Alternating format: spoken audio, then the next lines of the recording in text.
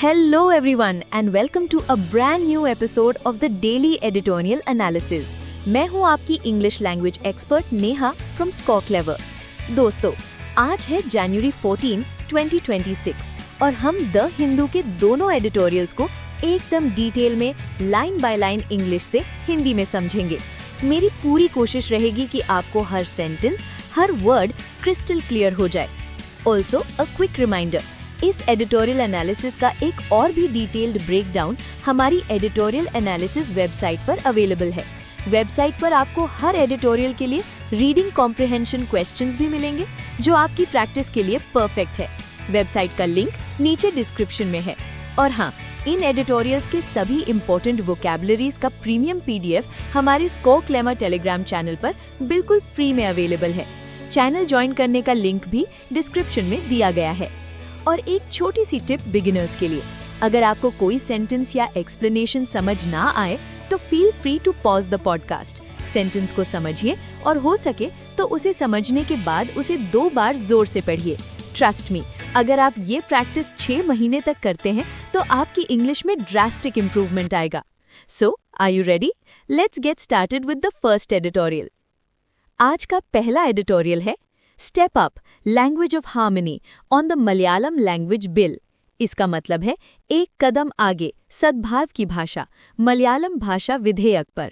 The subtitle says the rights of linguistic minorities must be protected in every state. यानी भाषाई अल्पसंख्यकों के अधिकारों की रक्षा हर राज्य में की जानी चाहिए. Let's begin.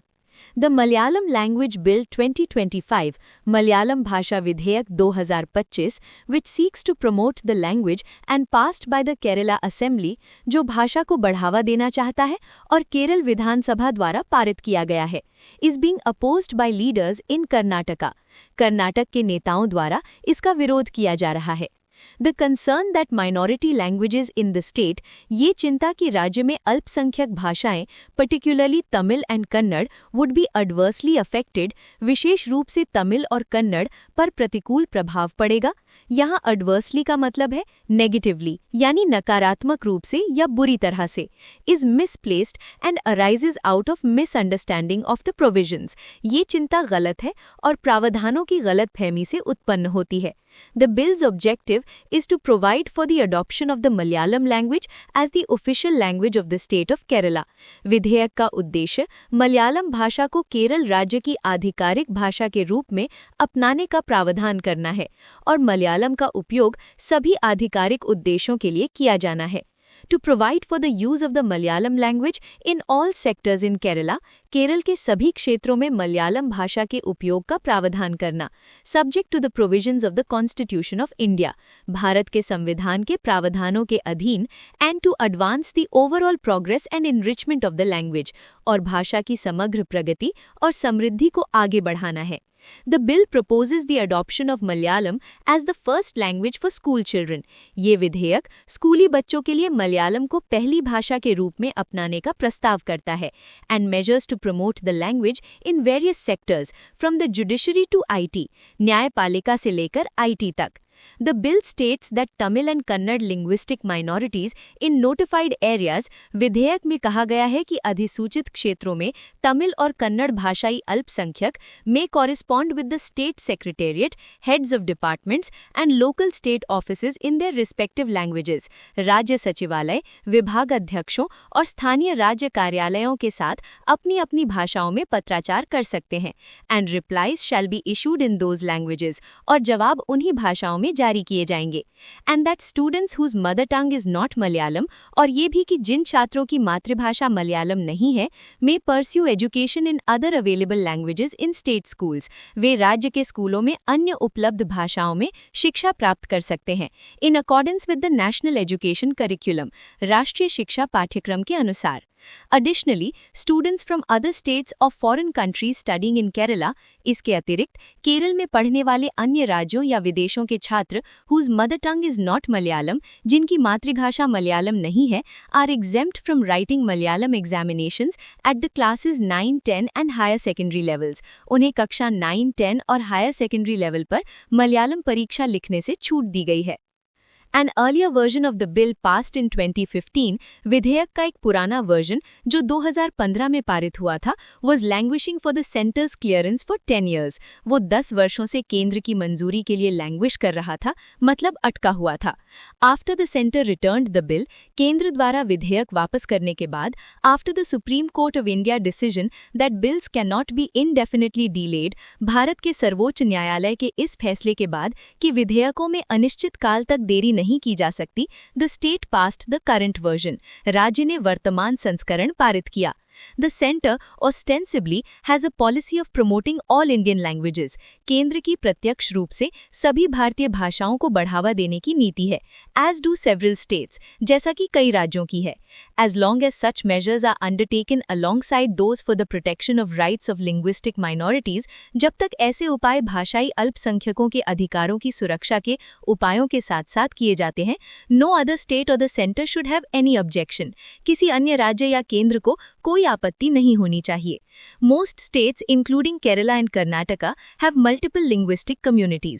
केरल और कर्नाटक सहित बहुत से राज्यों में कई भाषाई समुदाय हैं. The linguistic division of states was only an approximation. भाषाई राज्यों का विभाजन केवल एक अनुमान था. And language borders have weakened due to migration. और भाषा की सीमाएं कमजोर हो गई हैं प्रवासन के कारण. Language policies at the national and regional levels must account for these realities. राष्ट्रीय और क्षेत्रीय स्तर पर भाषा नीतियों को इन वास्तविकताओं को ध्यान में रखना चाहिए. Rather than pursuing a blind cultural agenda of Hindi or any single language promotion, ना कि हिंदी या किसी एक भाषा के प्रचार के अंधे कल्चरल एजेंडे का पालन करना. To be clear, all these languages must have their rightful places in administration and the public sphere.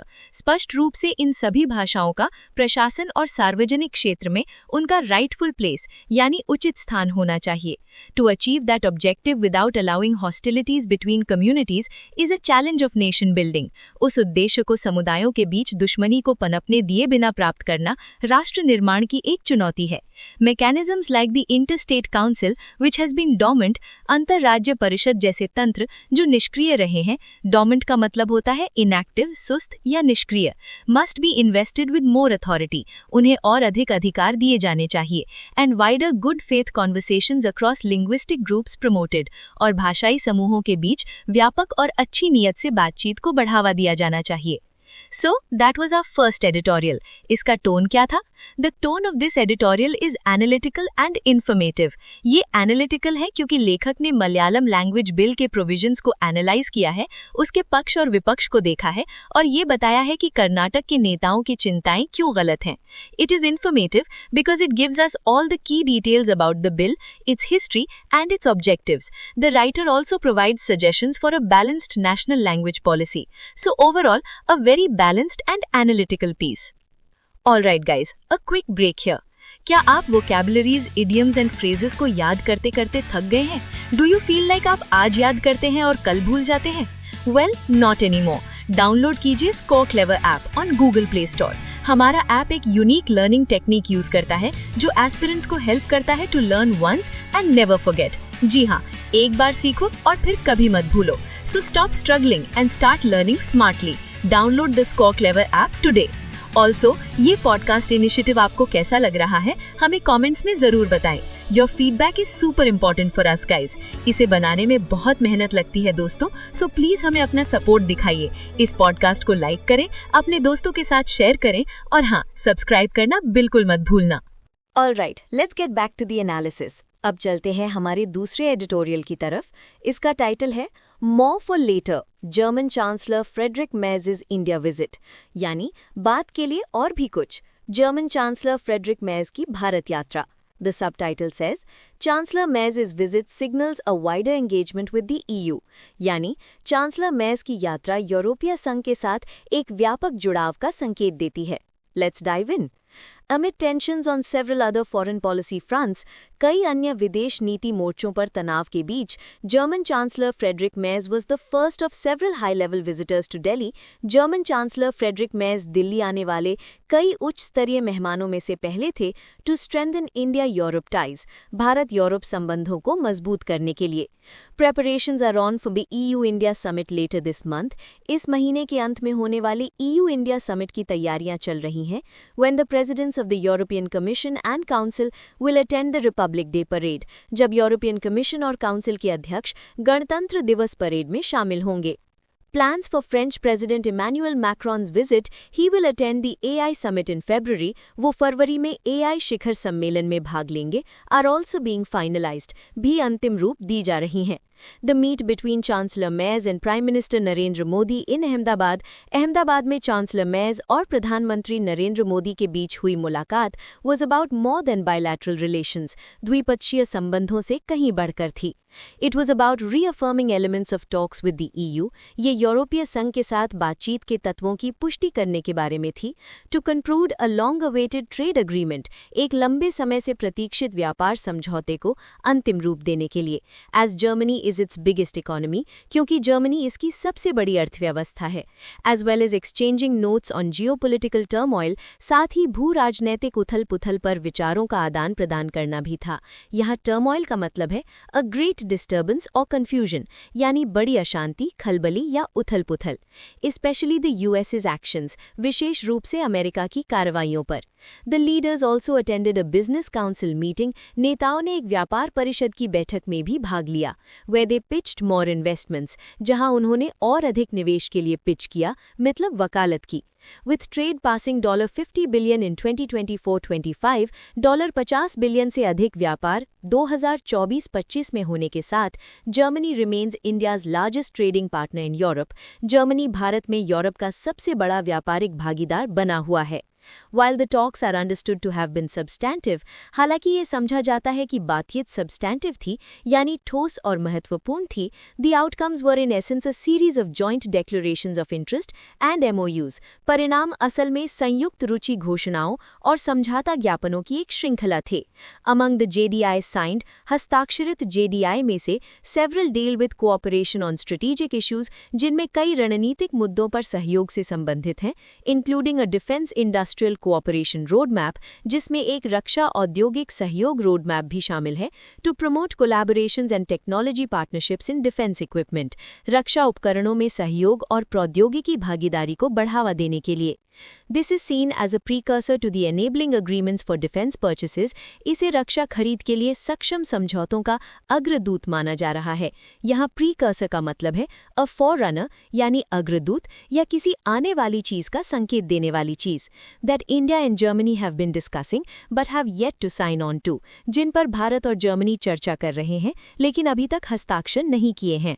Where India and Germany have a less common view is on the Ukraine war, जहां भारत और Germany का दृष्टिकोण कम समान है, वो Ukraine युद्ध पर है. And the European contention that India must curtail its relationship with Russia, और यूरोपीय संघ का ये तर्क कि भारत को रूस के साथ अपने संबंधों को कम करना चाहिए. यहाँ contention का मतलब है a heated disagreement or an assertion, यानी विवाद या दावा, और curtail का मतलब होता है to reduce or restrict, यानी कटौती करना या सीमित करना. चांसलर मेज may have overstepped. चांसलर मेज शायद अपनी सीमा लांघ गए जब उन्होंने भारत के जर्मन रक्षा संबंधों को चित्रित करने की कोशिश की as a means to reduce its dependence on Russian hardware, रूसी हार्डवेयर पर इसकी निर्भरता को कम करने के एक साधन के रूप में. The statement was refuted by Foreign Secretary Vikram Misri later. इस बयान का बाद में विदेश सचिव विक्रम मिस्री ने खंडन किया. Refuted का मतलब होता है to prove a statement to be wrong, यानी खंडन करना या गलत साबित करना. While Germany and the EU are also hoping for a closer dialogue with India on the Indo-Pacific, जबकि जर्मनी और यूरोपीय संघ इंडो-पैसिफिक पर भारत के साथ एक घनिष्ठ संवाद की उम्मीद कर रहे हैं, Germany's bilateral trade with China, pegged at $287 billion in 2024-25, चीन के साथ जर्मनी का द्विपक्षीय व्यापार 2024-25 में $287 अरब का है, has not diversified, में विविधता नहीं आई है, and China is Germany's largest trading partner, और चीन जर्मनी का सबसे बड़ा व्यापारिक भागीदार है. It is therefore Dabali significant, इसलिए ये दोगुना महत्वपूर्ण है दैट चांसलर मेज made India his first stop in Asia, कि चांसलर मेज ने एशिया में भारत को अपना पहला पड़ाव बनाया. The two sides also have differences over the upbringing of 5-year-old Ariha Shah. दोनों पक्षों में 5 वर्षीय अरिहा शाह के पालन पोषण को लेकर भी मतभेद है, who was taken away by German Child Services in 2021, जिसे 2021 में German Child Services द्वारा ले लिया गया था, over allegations that her Indian parents abused her, इस आरोप पर कि उसके भारतीय माता पिता ने उसके साथ दुर्व्यवहार किया। Despite India's appeals, भारत की अपीलों के बावजूद miss Shah continues to live in German foster care. Sushri Shah German पालक देखभाल में रह रही हैं, with only periodic consular and parental visits, केवल समय समय पर कॉन्सुलर और माता पिता की मुलाकातों के साथ, and little sustained exposure to Indian culture or languages, और भारतीय संस्कृति या भाषाओं से बहुत कम निरंतर संपर्क के साथ। The case of an individual may seem less important. एक व्यक्ति का मामला कम महत्वपूर्ण लग सकता है, but should be resolved without further delay. लेकिन इसे बिना किसी और देरी के हल करना चाहिए। And that brings us to the end of the second editorial. इसका टोन क्या था? The tone of this editorial is analytical. ये analytical है क्योंकि ये जर्मन चांसलर की विजिट के आउटकम्स को एनालाइज करता है। ये सिर्फ पॉजिटिव एस्पेक्ट्स नहीं बताता, बल्कि एरियाज ऑफ एग्रीमेंट और डिसएग्रीमेंट दोनों को ऑब्जेक्टिवली प्रेजेंट करता है। For example, it highlights cooperation in defence, but also points out differences on issues like Russia and the Ariha Shah case. It presents facts and figures to support its analysis, so it's a very balanced and analytical take on a diplomatic visit. And with that, we wrap up today's session. I hope you found it helpful. अब आपके लिए एक exciting announcement. Join the Editorial Vocabulary League on our Telegram channel. ये Editorial Vocabulary का IPL है, जहां हर रोज शाम 7 बजे लाइव क्विज होता है। हम दिन के एडिटोरियल्स के आपसे वोकैबुलरीज पूछते हैं। इसमें मंथली लीग्स होती हैं, स्कोर्स ट्रैक होते हैं और टॉप परफॉर्मर्स को एक्साइटिंग रिवॉर्ड्स भी मिलते हैं। So what are you waiting for?